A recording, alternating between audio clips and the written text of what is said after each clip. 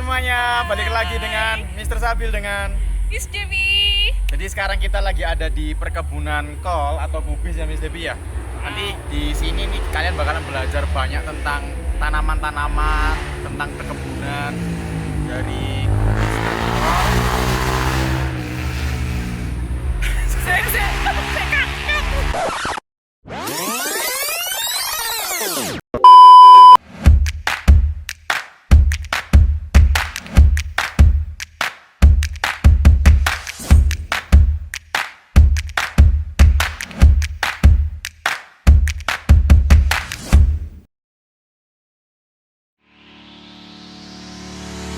Hai teman-teman semuanya.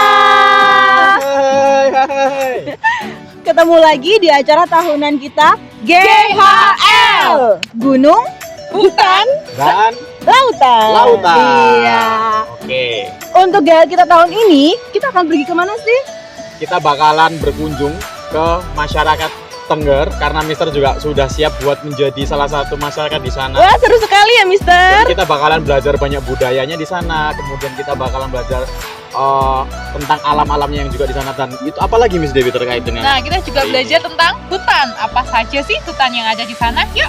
Nah, selain hutan juga ada perkebunan anak-anak. Ada perkebunan sayur, ada bunga, banyak sekali ya. Nanti kita lihat ada bunga warna-warni dan sayur beraneka ragam. Dan jangan lupa kita juga nanti akan menuju ke peternakan sapi. Wah, Iya, kita betul. akan memerah susu sapi. Ada sapi perah dan juga ada sapi potong yang akan kita kunjungi. Wah, seru sekali ya, Mister. Banyak ya yang akan kita kunjungi Iya, hari ini. Banyak banget, Wah. pokoknya kalian jangan sampai melewatkan videonya, jangan sampai di skip videonya, kalian harus tonton dari awal sampai habis karena kalian bakal ngerasain keseruan-keseruan yang akan kita lakukan hari ini gitu. Oke, jangan kemana-mana ya.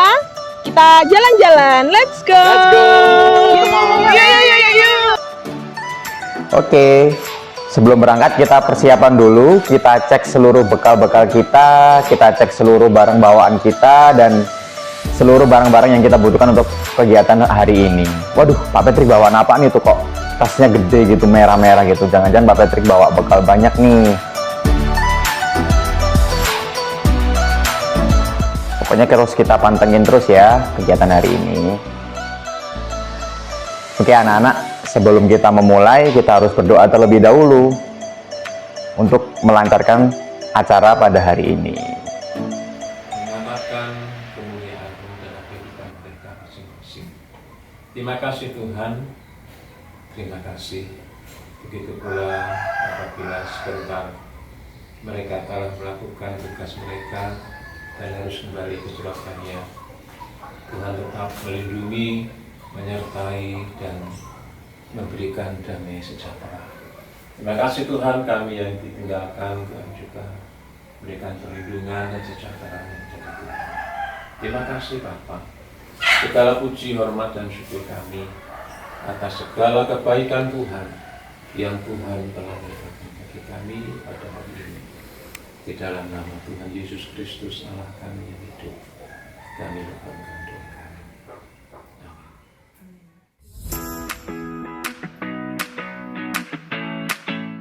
Berdoa selesai, saatnya kita menuju ke mobil putih kita untuk berangkat ke tujuan pertama.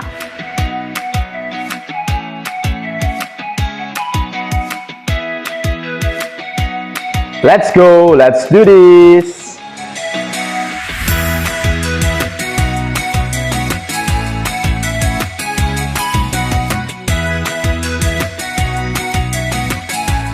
Untuk menuju ke tujuan pertama kita, jalannya agak naik ya, karena memang di daerah kaki pergunungan, jadi agak berliku-liku juga. Hari ini kita kebetulan disupirin oleh Mr. Patrick Toretto yang sangat handal sekali dalam menyetir. Nah, kita sudah sampai nih di tujuan pertama kita dengan jalan kaki karena memang akses mobil tidak bisa masuk. Di mana ini? Mari kita terus ikuti kegiatan hari ini. Halo guys, kita sekarang di mana Bu Debbie? Kebun krisan. Kebun krisan. Jadi kita di sini bakalan belajar banyak tentang bunga krisan teman-teman. Terus kita akan masuk ke dalam dan kita akan mengeksplor lebih jauh. Oke, kita masuk. Come on. Oke, jadi ini adalah pemandangan dari kebunnya, kebun bunga krisan, di mana di sini banyak sekali bunga-bunga berwarna indah dan bermacam-macam. Ada putih, kuning, ungu, dan warna-warna indah lainnya yang bisa teman-teman lihat. Pasti teman-teman penasaran kan bagaimana bunga-bunga ini bisa tumbuh dengan indah dan warna yang bermacam-macam. Nah, kebetulan ini ada bapak-bapak nih yang sedang memanen bunga. Siapakah dia? Mari kita tanya-tanya. Let's go!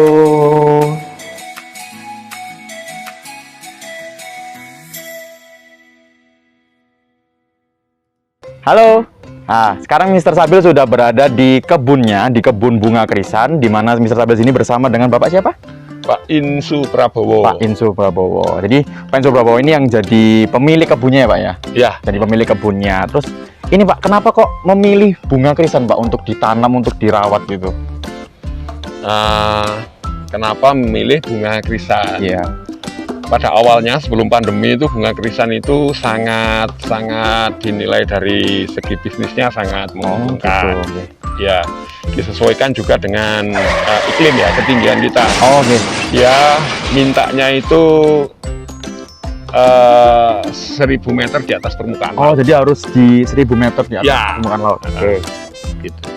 Oke, terus untuk pengolahan tanahnya Pak, untuk pengolahan tanahnya itu bagaimana terkait dengan bunga krisan dan penanamannya ini? Pengolahannya seperti tanaman-tanaman biasanya, Mas. Ya kayak sayur-sayuran. Itu tanahnya kita cangkul, Ya.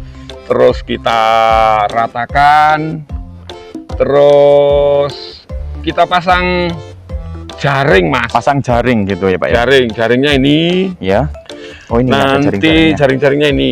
Oke, Iya. doa Mas, coba. Ya. Ini untuk jarak tanam pertama. Yang kedua untuk penyangga supaya nggak roboh dia nanti waktu tumbuh, Nah, waktu tumbuh waktu nanti biar nggak tumbuh. roboh dikasih penyangga juga. Ya. Oh, gitu.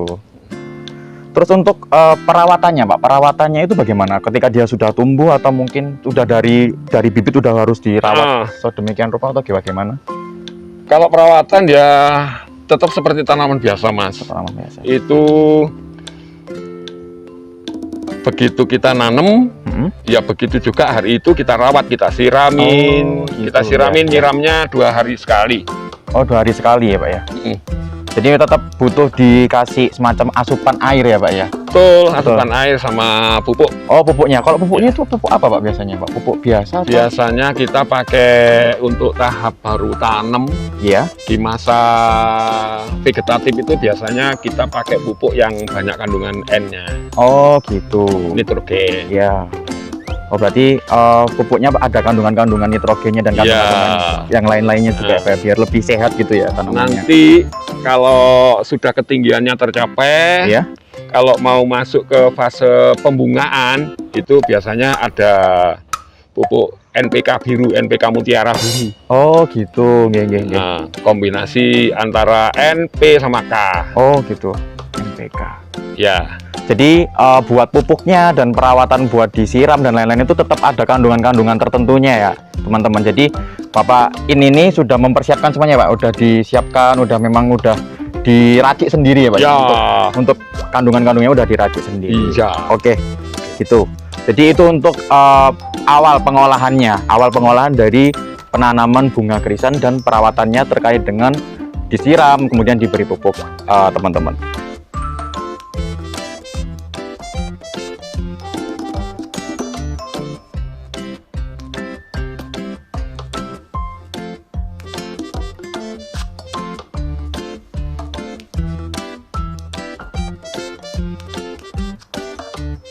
Oke, kembali lagi dengan Mr. Sabil, anak-anak, teman-teman semuanya. Jadi Mr. Sabil sekarang udah berada di kebun bagian dimana masih mungil-mungil ya Bapak ya, masih mungil-mungil ini ya, masih baru tumbuh, masih lucu-lucu gitu, masih lucu-lucunya kalau kita bilang.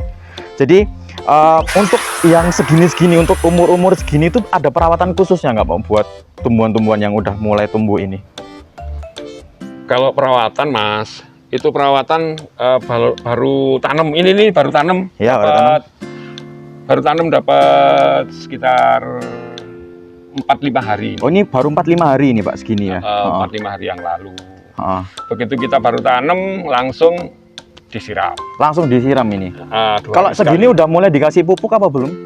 Biasanya 2 minggu setelah tanam kita kasih air sama campur pupuk. Oh, berarti kalau ini masih belum ya? Kan Belum, ini masih baru belum. 4 sampai 5. Berarti nanti kurang sekitar 2 hari lagi baru dikasih pupuk. Ini masih belum pantas untuk dikasih pupuk karena mungkin masih kecil-kecil ya Pak ya? Ya. Masih kecil-kecil, masih belum berani buat dicampur dengan pupuk. Oke, terus untuk yang seperti ini itu nanti buat masanya untuk sampai yang besar-besar itu berapa lama kira-kira Pak? Ini sekitar 100 hari, Mas. 100 hari, Iya. 100 hari. Coba. Untuk mekarnya sampai mulai dari tanam sampai mekar nanti butuh 100 hari. Oke, berarti nanti kalau teman-teman mau menanam bunga krisan juga di rumah, kalian harus menunggu dan sabar sampai 100 hari dulu ya Pak ya. Harus Iya. sampai 100 hari dulu baru nanti kalian punya bunga-bunga krisan yang sudah cantik-cantik, yang sudah berwarna-warna. Kalau warnanya itu apa aja Pak variasinya terkait dengan bunga krisan ini? Kalau tentang warna itu sebetulnya sesuai kebutuhan untuk dekorasi manten itu warna dasarnya itu butuh warna kuning sama putih. Oh gitu. Tapi ada warna-warna pemanis seperti purple, Hmm. seperti ungu, seperti remik merah, Oh, gitu. seperti kuinti kancing hijau. Oh gitu. Nah, Jadi warnanya cukup warna-warni ya Pak ya, kayak semacam pelangi gitu. Jadi kalau kalian nanti lihat datang ke kebun krisannya sendiri, kalian bakalan melihat warna-warni bunganya nggak cuman merah, nggak cuman putih, nggak cuman kuning, tapi ada banyak variasi warna-warna lainnya gitu. Terus untuk warnanya itu memang bisa ditentukan apa sesuai dengan bibitnya sendiri apa gimana Pak? Kok bisa warnanya beda-beda itu? ya, itu sesuai dengan bibit, Mas. Oh bibitnya Ya. berarti ya, oke. Sesuai bibit. Oh gitu. Tak kira ada sedikit campur tangannya gitu, nggak ada ya? Nggak ada. Nggak ada. Berarti nggak ada. memang pure atau murni dari bibitnya. Murni, nah. Oke, gitu. Berarti tergantung penanamnya ya. Penanamnya pengen Ya. disetarakan warna apa aja gitu, dia Ya. serupa apa gimana gitu. Oke. Iya. Mister Kira warnanya itu diwarnain sendiri gitu anak-anak atau teman-teman. Jadi Mister Kira seperti itu ternyata memang ada jenis-jenisnya sendiri buat bibit-bibitnya Ya, dari ya, bunga ada. krisan ya, Pak. Oke, Pak, ini mau tanya, Pak, kenapa kok di kebunnya ini kok banyak-banyak apa ya, lampu gitu, Pak? Apa mereka takut gelap makanya disediakan lampu apa gimana? Ini saya juga Iya. bingung. Iya. Ya. Lampu ini sebetulnya Mas, untuk penambahan sinar pada waktu penambah. malam Oh, gitu. sekitar 3 jam untuk membantu proses fotosintesis Iya, pada iya. waktu malam. Jadi ada penambahan lampu 3 jam 3 jam. Oh, setiap malam. maksimalnya 3 jam. Ya, Berarti nanti Bapak nungguin 3 jam apa gimana buat nah, pakai timer. Oh, pakai timer. Oh, bisa di sana tadi ada timer saya lihat. Oh, itu buat lampunya ya. Oke. Berarti memang untuk kebutuhan sinar tetap dia perlu ya Pak, buat sampai malam pun Iya. mereka tetap butuh sinar. Untuk membantu supaya dia cepat Oke. cepat tinggi. Jadi besok teman-teman mau memelihara atau merawat bunga-bunga krisan, jangan lupa disediakan lampu karena bunga krisan ini butuh disinari juga, butuh sedikit cahaya-cahaya kehidupan untuk membuat mereka lebih tinggi atau lebih cantik-cantik lagi ke depannya.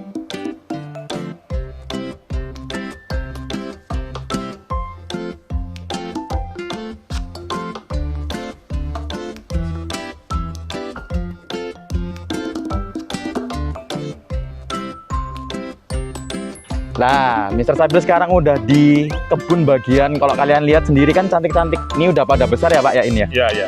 Kalau sebelumnya saya tanya dulu Pak, Pak ini tuh untuk pemeliharaan ini untuk dari awal merawat sampai sekarang itu kira-kira udah berapa lama Pak di sini buat bikin kebun ini sendiri itu? Saya kalau ngomong waktu sudah sekitar 8 tahun. Oh, cukup lama ya teman-teman. Jadi Pak ini udah hampir, udah 8 tahun ya lebih, 8 tahun lebih atau? 8 tahun lebih. 8 tahun lebih sudah berkecimpung di dalam kebun krisan ini gitu teman-teman. Berarti kalau Bapak ini udah 8 tahun lebih, mungkin Bapak ini sudah tahu nih kendala-kendala atau hambatan-hambatan selama menanam itu apa. Mungkin ada hama atau apa Bapak ini?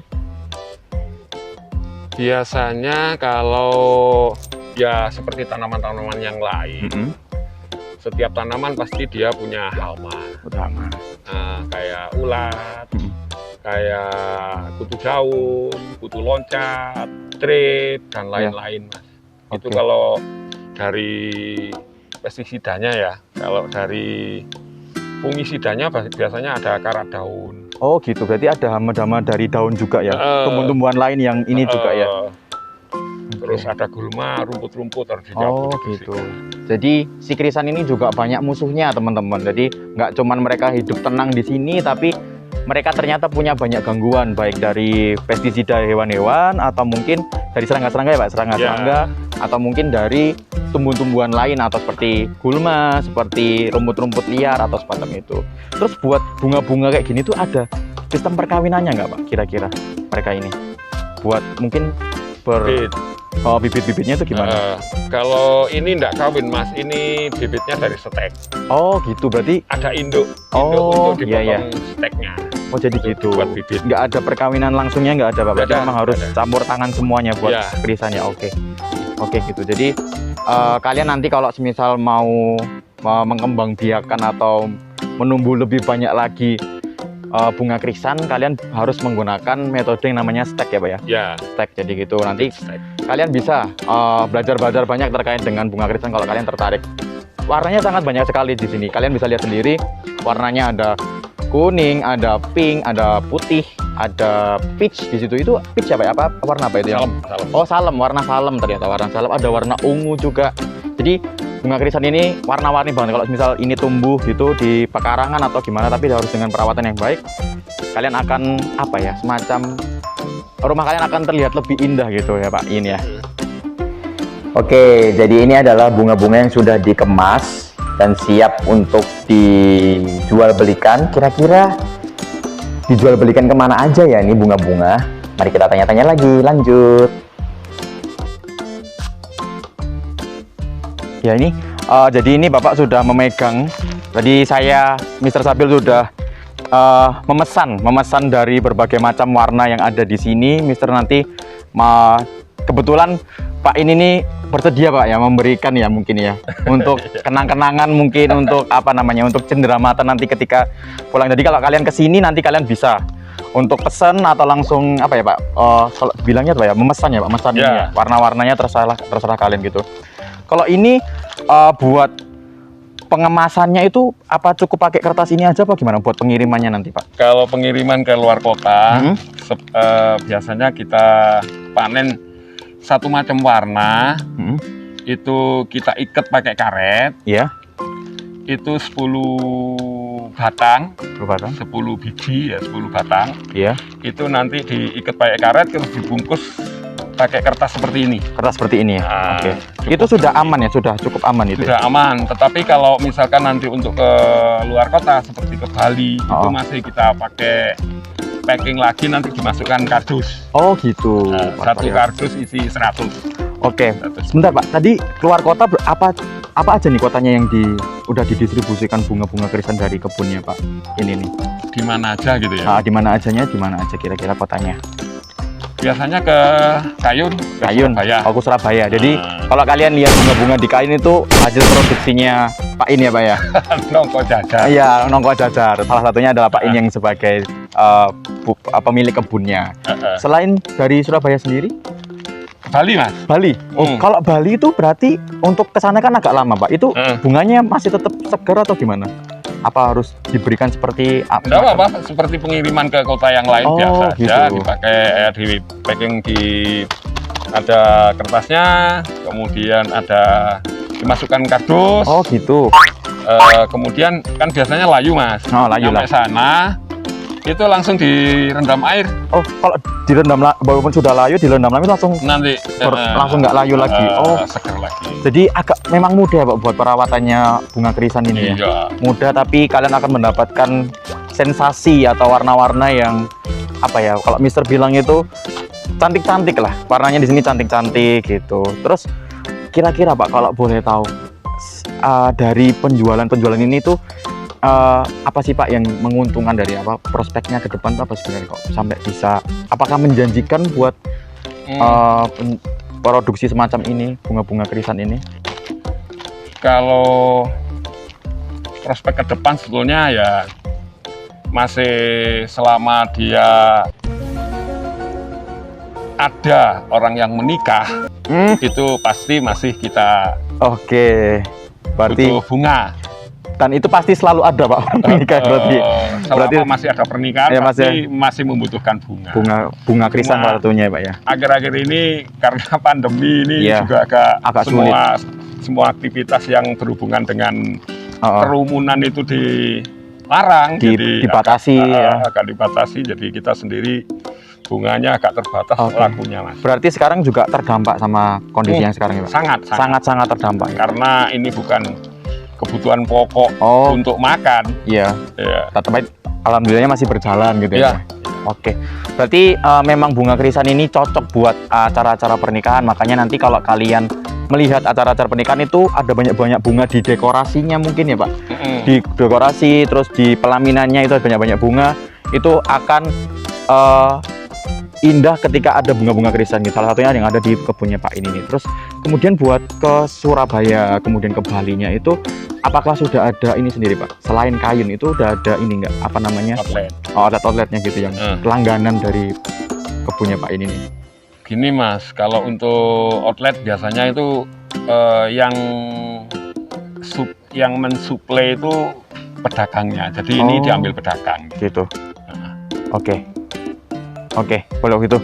Jadi dari penjualan bunga krisan ini cukup menguntungkan kalau bisa dibilang ya, kalau misal ini masih ada pernikahan di depannya gitu Pak ya. Terus kemudian perawatannya juga mudah dan pengirimannya pun juga nggak begitu ribet karena memang bunga krisan ini ketika layu pun sudah direndam air saja udah cukup bisa balik lagi kayak lebih balik cantik lah, balik seger lagi gitu. Oke, mungkin itu aja Pak In buat saya hari ini sama teman-teman di sana. Mungkin Bapak In bisa dada dulu sama teman-teman di sana. Dada dulu.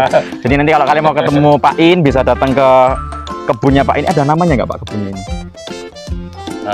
Sementara nggak ada. Belum ada. Nanti kalian boleh mengusulkan nama-nama kebun ke Pak In gitu ya Pak In ya. Oke, jadi itu tadi adalah tur kita atau kunjungan kita di kebunnya Pak In, di mana di sini kita bakalan dapat berbagai macam ilmu baru terkait dengan bunga krisan. Jadi hari ini kita akan belajar banyak, nggak cuman bunga krisan saja, cukup cantik bunga krisannya. Jadi nggak kita belajar bunga krisan aja, tapi nanti kita bakalan lanjut ke kunjungan-kunjungan lainnya. Pokoknya adik-adik nanti bakalan menunggu aja, ditunggu aja, di mana aja kita akan berkunjung dan seperti apa kegiatan kita pada hari ini. Oke, terima kasih semuanya. Kita lanjut ke berikutnya. Dadah.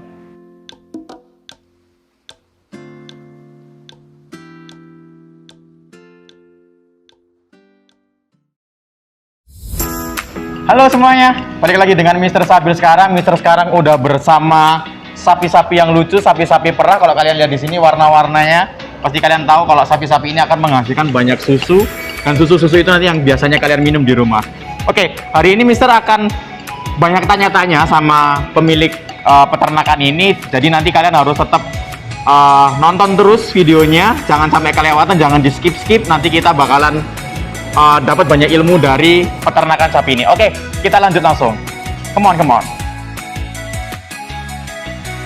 Nah, teman-teman, sekarang kita sudah berada di peternakan sapi perah, gitu ya. Bapak boleh minta waktunya untuk tanya-tanya sebentar, Pak ya? Bisa. Nah, maaf Bapak, dengan Bapak siapa? Saya Pak In ya. Iya. Nah, teman-teman, sekarang misalnya dengan Pak In ya. Nah, boleh tanya sedikit ya Pak ya. Untuk sapi perah nih ya, kira-kira di umur berapa sih mereka bisa mulai dikawinkan, terus bisa diambil susunya itu kapan nih Pak ya? Ini kalau mengenai umur itu dia siap kawin itu umur 16-17 bulan. Oh.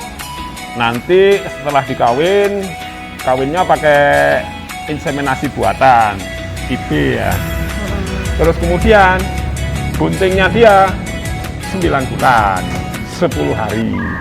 9 bulan? 9 bulan, 10 hari.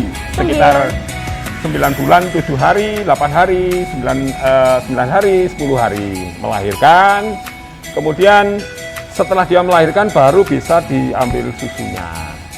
Sama seperti manusia ya Pak ya, 9 bulan ya. Ternyata waktu hamilnya Itu sekitar 9 bulan teman-teman, baru setelah itu bisa melahirkan dan baru bisa diperah susunya. Wah, banyak ya kawan-kawan Mister di sini dan lucu-lucu seperti Mister. Oke, kira-kira kapan sih sapi-sapi ini tuh bisa diperah susunya? Menurut wawancara dengan Bapak In, sapi-sapi ini bisa diperah 2 kali dalam sehari, waktu subuh dan waktu sore hari. Kenapa seperti itu? Karena dalam proses pemerahan sapi perah, sapi-sapi ini harus dihindarkan dari cahaya matahari untuk menghindari perkembangan bakteri dan kuman yang dapat menyerang dan merusak nutrisi-nutrisi di dalam susunya teman-teman. Kira-kira yang ini siapa yang namanya ya? Nah, ini adalah mesin pemotong rumput teman-teman. Mesin pemotong ini adalah mesin yang dapat mengolah dan memotong rumput-rumput untuk bahan pangan para sapi teman-teman. Jadi sapi-sapi di sini harus dipotong dulu rumputnya, nggak boleh utuh-utuh. Karena dengan dipotong dan diolah, sapi-sapi dapat mudah memakannya dan menjaga kesehatan tubuhnya teman-teman. Nah, di sini bisa dilihat kan badannya sapi-sapi pada besar-besar dan sehat-sehat teman-teman. Kenapa ya? Kenapa ekornya gerak-gerak sendiri? Apakah pada gatel? Nah, di sini adalah suasana ketika sapinya sedang makan bahan pangannya teman-teman. Bisa dilihat sapi-sapi pada menikmatinya dan tidak ada yang berebut bahan pangan satu sama lain. Karena memang mereka memakan rumput yang ada di depannya. Oke, lanjut. Kita lanjutkan kegiatan pada hari ini. Oke, kita lanjutkan perjalanan berikutnya teman-teman. Kira-kira kemana nih tujuan berikutnya? Pasti pada penasaran kan? Kita ikuti saja ibu-ibu berjaket biru di depan. Ayo kita ikuti, jangan tinggal kita ibu. Tunggu ibu, tunggu. Nah, di sini banyak sekali pohon-pohon yang rimbun ya teman-teman. Hijau dan sangat indah. Yuk kita lanjut ke tujuan berikutnya. Halo semuanya.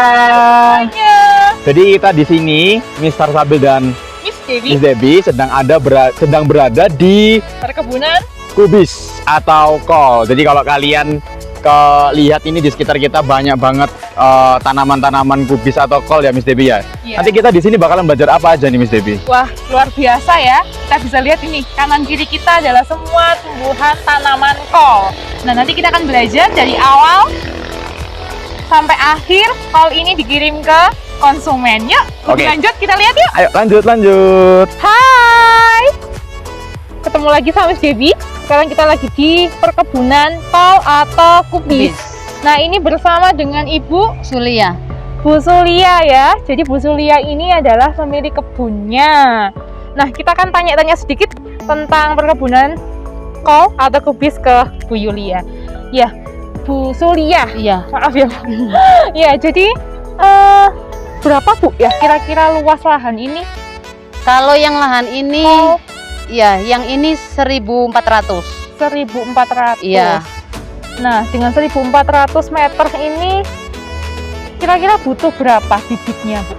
Ini bibit yang saya tanam ini habisnya itu 8.500. Bibit. 8.500. Nah, bibitnya itu berarti beli ya, Bu ya? Iya, karena mendesak jadi beli. Biasanya kita bikin sendiri. Jadi kita beli bibitnya yang biji itu kita tabur sendiri. Kalau sudah mulai tumbuh dan ada daunnya sekitar 4 atau 3 gitu baru bisa kita tanam kayak seperti ini. Iya, iya. Jadi dipindah dulu gitu. Baru ketika sudah siap ditanam Iya, di lahan. Iya. Nah, kira-kira sebelum kita mulai menanam, tanahnya diolah seperti apa dulu, Bu? Dicangkul dulu. Jadi ini rumput-rumputnya itu dimasukkan supaya nggak kelihatan dulu jadi pupuknya dia Iya, gitu. Setelah itu digali satu cangkul, dikasih pupuk kandang itu biasanya kita dari peternakan ayam, sama dikasih pupuk organik sama kimianya itu Ponska sama Ponska sama urea biasanya. Ponska dan urea. Iya. Ya. Jadi dimasukkan ketika lahan sudah Iya. siap, baru nanti dimasukkan si bibit yang sudah ada sudah ada daunnya, Daunnya. itu yang siap sudah tanam itu. Wah, luar biasa ya. Kita hari ini belajar banyak tentang cara menanam kol atau kubis. Nah, oke, itu untuk bibit ya Bu ya. Kira-kira setelah diolah nanti perawatannya bagaimana?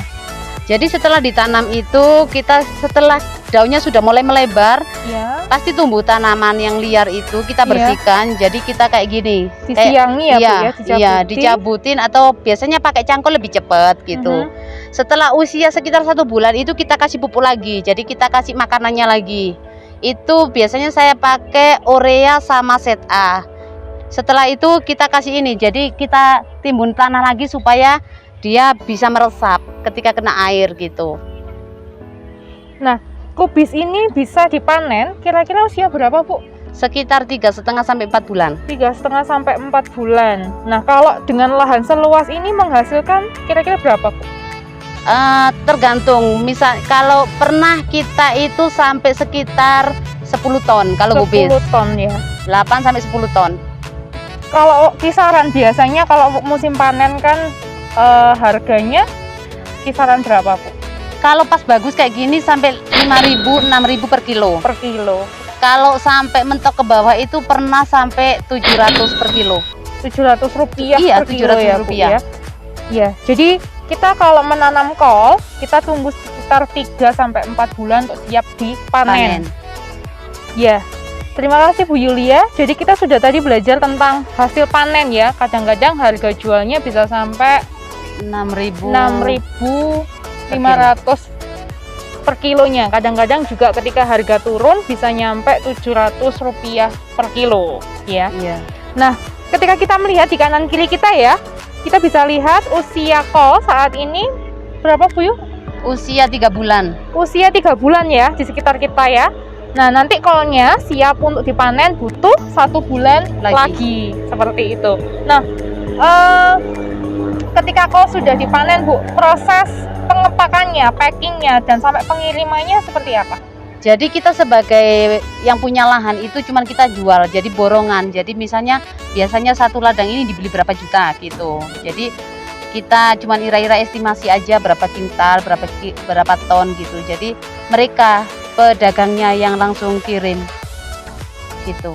Dan biasanya pengirimannya kemana Bu? Apa ke daerah sekitar, apa sampai Sampai luar kota, luar pulau. Jadi kalau misalnya yang dikirim ke Malang, ke Surabaya itu kita pakai pakai waring. Kalau yang pakai sampai ke luar pulau, biasanya itu sebelum dimasukkan ke truk yang mau dinaikkan kapal itu dikasih semen putih supaya awet gitu. Oh, bagian luarnya, tapi Iya. kolnya langsung kasih semen putih Iya. atau di Cuman bagian bawahnya aja. Oh, bagian bawahnya biar tidak cepat membusuk Iya, mungkin betul. ya Bu ya, selama proses pengirimannya. Jadi seperti itu ya anak-anak ya. Nah, kalau dikira-kira ya Bu, jadi dengan lahan segini, apakah ini merupakan sayuran yang menurut Ibu jauh lebih baik dibanding sayur-sayuran yang lain yang cocok ditanam di daerah dingin seperti ini? Ataukah mungkin apa keunggulannya dia dibandingkan yang lain Bu? Kalau di kawasan Pegunungan Tengger ini yang paling cocok itu cuman gubis, kentang, sama bawang pre. Kalau yang lain nggak cocok. Jadi kalau misalnya ini gubis ditanam di Surabaya, dia saya nggak jamin dia bisa berbuah apa enggak gitu. Soalnya dia cocoknya apalagi varietas yang ini namanya varietas koronet. Koronet. Jadi ini tahan lama, harganya biasanya lebih gitu. Jadi dia ini lebih berat gitu. Jadi dia ini nggak mudah busuk kalau yang varietas ini.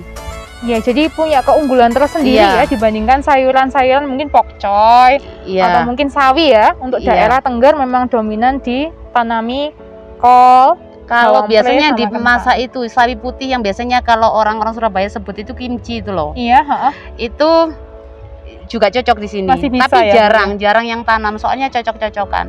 Oh, gitu. Iya. Mungkin itu Bu, saya terima kasih banyak. Jadi hari ini kita belajar banyak tentang proses dari awal pengolahan lahan, tanah sampai dia siap untuk dikirim ke berbagai kota. Mungkin itu saja kita belajar hari ini. Oke, God bless you.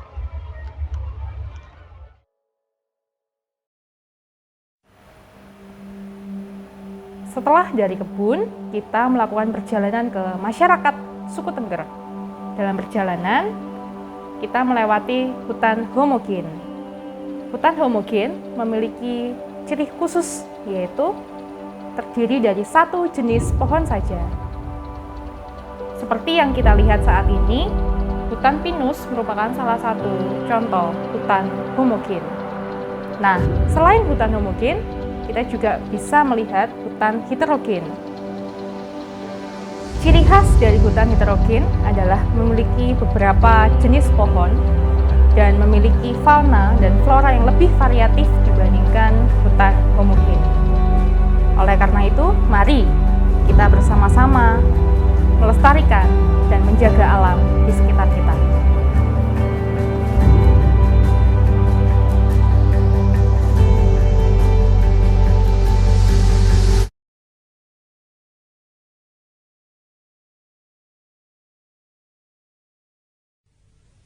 Sekarang kita berada di Desa Ngadirejo, Kecamatan Tutur, Kabupaten Pasuruan, Jawa Timur.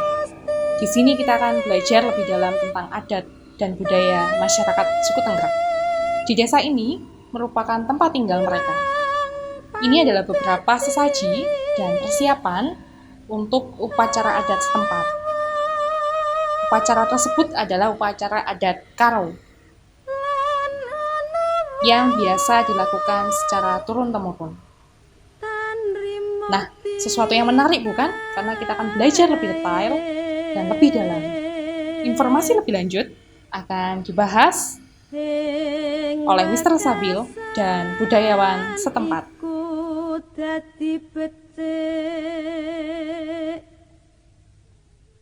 Oke, selamat siang Bapak. Dengan Bapak siapa ini? Siang dengan Niko. Niko ya. Ya. Niko. Oke, Bapak Niko ini di sini sebagai Saya di sini sebagai warga Tengger, warga asli suku Tengger. Saya juga sebagai pemerhati budaya Tengger. Oh, pemerhati budaya di sini. Ya, pemerhati oke. budaya Tengger. Saya juga bisa dikatakan budayawan. Oh, budayawan. Karena ya seniman dan budayawan gitu Oke. ya. Karena saya banyak mengangkat membuat karya-karya seni yang berhubungan dengan budaya Tengger. Oh, yang berhubungan dengan budaya Tengger. Juga banyak mengumpulkan data-data tentang Oke. Tengger. Oke. Terus kalau boleh tahu nih yang di Tengger ini tuh budaya-budaya yang paling menarik menurut Bapak Niko ini apa? Ya, kalau misalnya di Tengger itu sebetulnya budaya Tengger ini budaya adat istiadatnya ya itu berhubungan dengan kehidupan manusia. Oke. Jadi dari lahir sampai pada mati. Oh, Makanya ada istilah di Tengger sangkan paraning dumadi. oke. Apa itu artinya? Dari mana dan akan kemana manusia. Oh. Jadi perjalanan manusia di dunia ini itu dirangkai dalam tradisi masyarakat Tengger. Oh. Sebagai simbolnya adat istiadat. Adat istiadat sini. Oke, berarti itu saya setuju kalau itu menarik karena memang Ya. benar-benar kita kan kalau sebagai manusia atau sebagai kehidupan manusia kan benar-benar kalau dari hidupnya kemudian sampai Ya. matinya gitu ya. Terus kalau menurut Bapak Niko ini dengan adat-adat yang lagi dilakukan sekarang ini tuh apa nih maknanya mungkin Ya. dari kegiatan Yang sekarang dilakukan ini adalah namanya selamatan Karo. Selamatan Karo? Selamatan Karo itu artinya nyelameti. Nyelameti itu memperingati loro. Dari Karo itu berasal dari kata loro. Loro ini ada kalau masyarakat Jawa loro ini kan ada langit, ada bumi. Jadi manusia ini tidak lepas dari dua unsur, ya. dualisme. Ya, Oke. ada langit, ada bumi, ada laki-laki, ada perempuan, Iya. ada baik, ada buruk dan sebagainya. Tapi yang utama dalam selamatan Karo adalah nyelameti wong loro. Siapakah wong loro itu tadi? Siapakah dua orang tadi? Iya. Yang pertama adalah bapak. Yang kedua adalah ibu. Bopo karo biung. Laki-laki dan perempuan. Oke. Siapa laki-laki dan perempuan itu? Ya orang yang melahirkan kita, orang yang nenek moyang kita dulu. Oh, cikal bakal kita Sebagai masyarakat Tengger ini. ya masyarakat Tengger ini manusia itu berasal dari 2 orang. 2 orang itu. Siapa 2 orang ini? Iya. Ya, laki-laki dan perempuan. Oh gitu. Nah, itu namanya loro karo. Ah, ah. Nah, ada juga yang menyebutkan bahwa karo ini memperingati perangnya Setio karo Setuhu. Setio karo Setio dan Setuhu. Setuhu. Oke. Setio sama Setuhu ini dua abdi dari Ratu Ajisoko. Oke, 2 Abdi, Oh, abdi dari Ratu Ajisoko. Ratu Ajisoko itu adalah raja dari Pulau Tanah Jawa. Oke. Ya, itu jadi kalau ngomong ceritanya gitu, ini diceritakan atau gimana? Enggak apa-apa. Enggak Ya, apa-apa. Mungkin diceritakan. sedikit aja Ya, enggak sedikit usah. ya. Sedikit aja. Jadi ceritanya si Ajisoko ini punya pusaka, kemudian si Setio ini disuruh menjaga pusaka ini, jangan sampai diberikan kepada siapa-siapa kalau bukan saya sendiri yang mengambil. Oh, oke. Dan dia melakukan laku, ya. Kemudian singkat cerita si Setuhu yang diajak Ajisoko tadi suruh mengambil. Jangan kamu kembali kalau tidak membawa pusaka itu. Oke. Dan si Setio kamu ajak juga. Oh. Akhirnya dua-duanya kan sama, akhirnya ketemu. Iya. Dua-duanya sama mempertahankan perintah tadi. Yang satu tidak boleh diberikan siapa-siapa, yang satu harus mengambil. Peranglah mereka berdua. Hingga mereka dua-duanya mati. Berarti nggak ada yang menang, nggak ada yang kalah. Nggak ada menang, nggak ada yang kalah. Imbang. Dua-duanya sama-sama mempertahankan. Yang Perintah satu tadi. setia, yang satu setuhu. Setuhu itu artinya tulus. Oke. Tuhu patuh. Oke, berarti kalau setia kan kita setia. Iya, setia. Seperti bahasa biasanya kan setia. Tapi kalau setuhu itu lebih ke Patuh. tulus atau patuh. Iya. Oke. Jadi, Jadi budaya Karo itu memperingati matinya. Jadi perangnya Setio dan Setuhu. Oke. Hingga itu kan hingga timbul aksara Jawa itu Hana Caraka. Oh, itu juga termasuk salah satunya. Pada Jaya maka pada. Berarti kalau kalian yang belajar bahasa daerah, itu kan kalian belajar aksara Jawa, Hana Caraka itu juga masuk ke sejarahnya ini gitu ya. Masuk ke ceritanya dari Karo ini ya. Karo. Ya. Ini adalah proses persiapan pelaksanaan dari upacara adat Karo, di mana pemilik rumah dan keluarga-keluarganya sedang mempersiapkan kebutuhan-kebutuhan, keperluan-keperluan, dan perlengkapan-perlengkapan yang nantinya akan digunakan dalam proses ritualnya.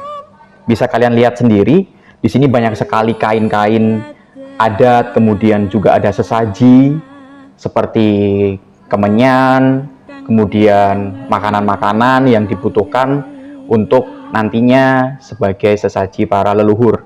Di sini bisa kalian lihat sendiri juga ada benda-benda yang mungkin kalian asing ya teman-teman, karena memang di sini adalah benda-benda khas masyarakat Tengger yang dipercaya nantinya adalah menjadi tempat duduknya para arwah dan roh leluhur dari masyarakat Tengger. Upacara adat ini sendiri bukanlah acara satu agama, melainkan mereka benar-benar sebagai kegiatan budaya dari masyarakat Tengger. Jadi seluruh agama, seluruh masyarakat di sini akan melaksanakan kegiatan atau upacara adat Karo ini. Di sini akan kalian dengar sedikit mantra-mantra yang akan dibacakan oleh dukunnya. Hong pekulun dohyo jagat dewa batara nyat ingsun eka ndukekaken kajat estunipun Pak anu mbok anu ing dintenipun puniki mugi katura maring Gusti ingkang Maha Suci lan katura maring pegawan kita sang sinuci lan katura maring para dewa para widodari lan katura maring sabda dewa pandhita ratu bapa biyung kakini nyongkra bana katura kang cikal bakal bumi luka dewata batur muasang yang Bathara Guru Danyang Banyu Banaspati tunggul paing raja kabutan ing dusun Ngadireja meniki katura kaki Purwosari katura kaki Margosarini Margosari. Oke, jadi tadi adalah sedikit pelafalan mantra dari salah satu rangkaian upacara adat Karo. Sebenarnya untuk mantra sendiri itu lebih dari 3 menit teman-teman. Cuman karena memang kita tidak diperbolehkan untuk mengutarakannya semua, jadi cuman sedikit saja yang bisa kita dengarkan secara bersama-sama di sini.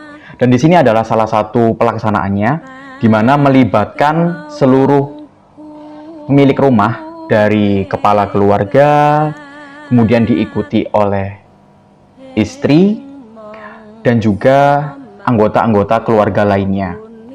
Di mana di sini mereka sedang bergantian melakukan acara ritualnya untuk memberikan rasa syukur dan terima kasih kepada para roh dan leluhur yang sudah didatangkan dalam proses ritualnya.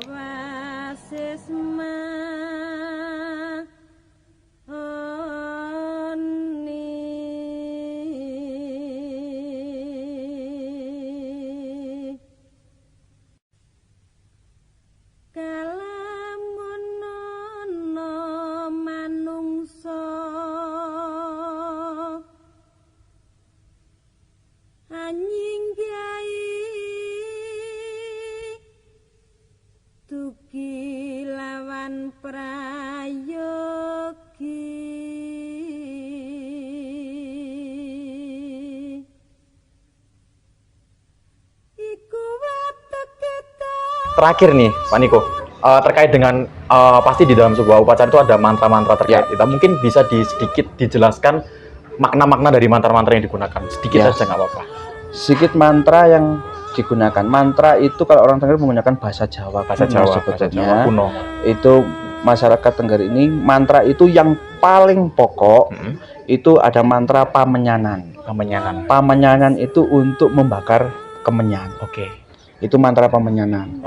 Jadi mantra pamenyanan itu intinya maknanya adalah menghaturkan kepada leluhur. Jadi memanggil roh leluhur untuk dilungguhkan atau ditempatkan di sesajen itu. Oke. Itu pamenyanan. Yang kedua pesucen. Pesucen itu menciratkan atau menyipratkan itu tirta. Berarti ketika disirkan itu namanya pesucen. Pesucen. Oh iya. Jadi untuk menyucikan, pertama menyucikan sesaji. Iya. Juga menyucikan para arwah yang duduk di di sesaji itu. Oke. Ya. Itu pesucen. Kemudian ada ini yang mantra yang paling sering digunakan. Paling sering digunakan. Dari pemenyanan dan pesucen. Ini mantra-mantra kalau upacara karo mantranya di situ. Kemudian menghaturkan sesaji atau ngaturan sesaji, baru bati. Bati itu yang tadi waktu gini. Itu namanya bati. Kalau sama yang tadi bapaknya itu juga gitu ya? Ya. Namanya bati ya itu. Bati itu namanya. Bati itu jadi mereka arwah leluhur ya yang sudah turun di Petra itu diberikan makan. Makanya ada mantra memberikan makan. Yang dahar tupi sarem dewo itu dan sebagainya, itu memberikan makan. Kemudian setelah diberikan makan, kita anak cucu itu melakukan bati. Bati itu artinya dibatin. Dibatin itu apa? Oh ini loh leluhur saya. Sebagai penghormatan saya kepada leluhur. Jadi dibatin. Ya masuk dalam hati gitulah. Kemudian ditundung itu dikembalikan. Makanya nundungnya pakai kidungan. Itu yang kayak dilakukan di mantra yang dilakukan. Dikidungkan. Ya itu mantranya namanya mantra nundung. Mantra nundung. Oke, mungkin itu aja Pak Niko. Kita nanti juga ada mungkin dulu sama ada yang di rumah juga yang lagi lihat nanti itu kita tertarik nih karena memang dari awal kita kesini kita bener-bener wah ini hal baru buat kita. Kita yang taunya sebelumnya cuma dari buku, cuma dari mungkin dari internet, mungkin itu kita jadi tahu langsung nih gimana proses kemudian ritual-ritual yang terjadi di masyarakat Tengger ini. Mungkin itu aja dari saya nanti juga bakalan berilmu juga. Kita juga bakal nambah wawasan dari adik-adik gitu terkait dengan masyarakat. Mungkin terima kasih dari saya. Maaf merepotkan loh ini ya. Enggak apa-apa. Enggak apa-apa ya. Saya senang sekali ketika dijak ngobrol gini sama Pak Niko. Terima kasih. Monggo. Terima kasih. Dadah.